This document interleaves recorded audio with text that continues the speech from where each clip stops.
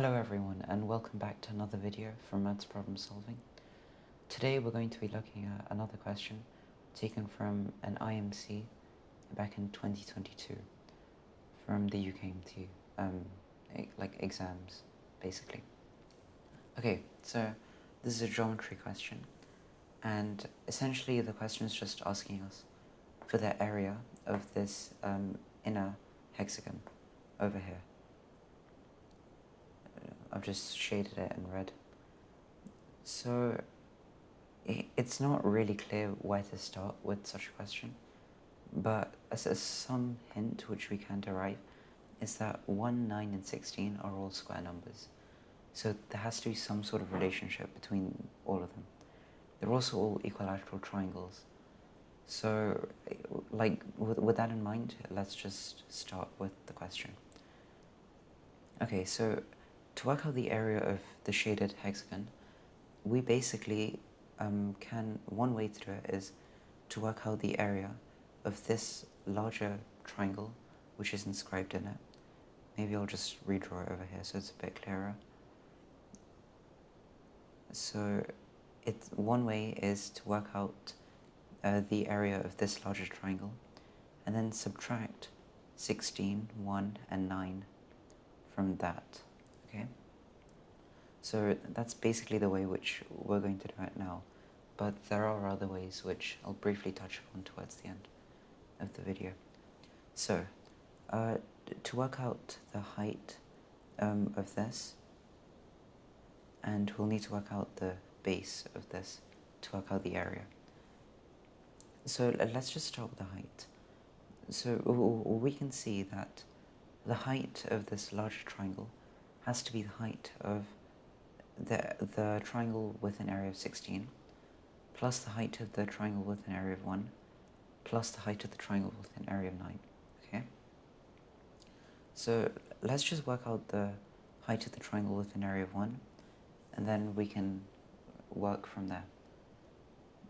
So let the height be h and the area of this entire thing is 1. Therefore, sorry, that should not be 1, that should be s, representing a side length. So we know from area sign rule that half times s times sine of this angle, like theta basically,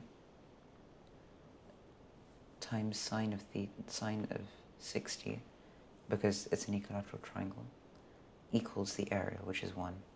So let's just work through this. S squared times sine 60 is root 3 by 2. So this is root 3 by 4, if we account for that half as well, equals 1. Therefore, s squared equals 4 divided by root 3. Now, there is a smart way to work through this. So that's basically what s squared is, and from that we can work out what the height is if we consider this right angle triangle over here. However, the slightly quicker way of doing it is recognizing that the height of this triangle with area 1 must be related to the height of the larger triangle with an area of 16. Because they're both equilateral triangles, they have to be similar, right? Therefore, if the area scale factor is 1 to 16, the ratio of their side lengths would have to be the square root of that, which is the square root of 1 divided by the square root of 16.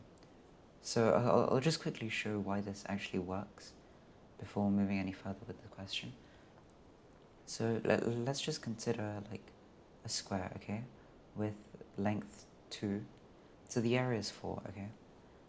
And now if we consider this larger square with side length 4, the area is 16. So the reason why this actually works is because in a two-dimensional object, we're just multiplying the side lengths in this case.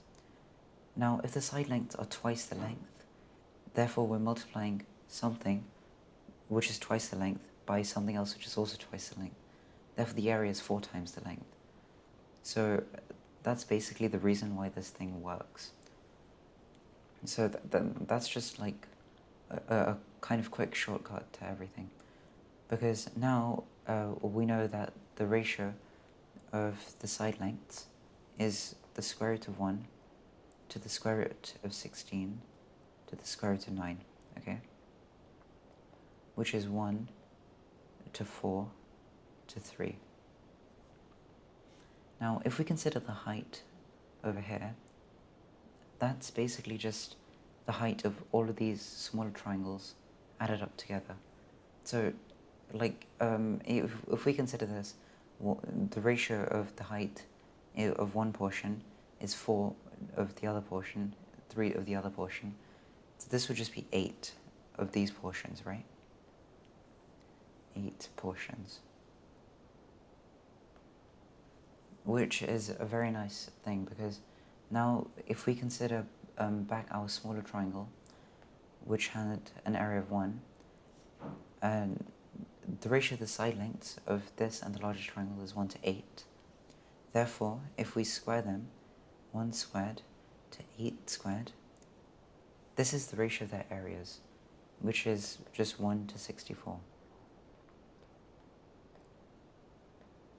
Which is very nice, because if we go back, this basically means that our triangle over here, this triangle, has an area of 64. Therefore, if we just go here, area of 64 minus 1 plus 9 plus 16. Remember what we originally started from. This larger triangle is just made up of the hexagon plus these 3 smaller triangles. Therefore, all of this is the area of the small hexagon, which is exactly what we're looking for. So this is just 64 minus 26, which is 38, which is our final answer. We just go back, so our answer is D. So yeah,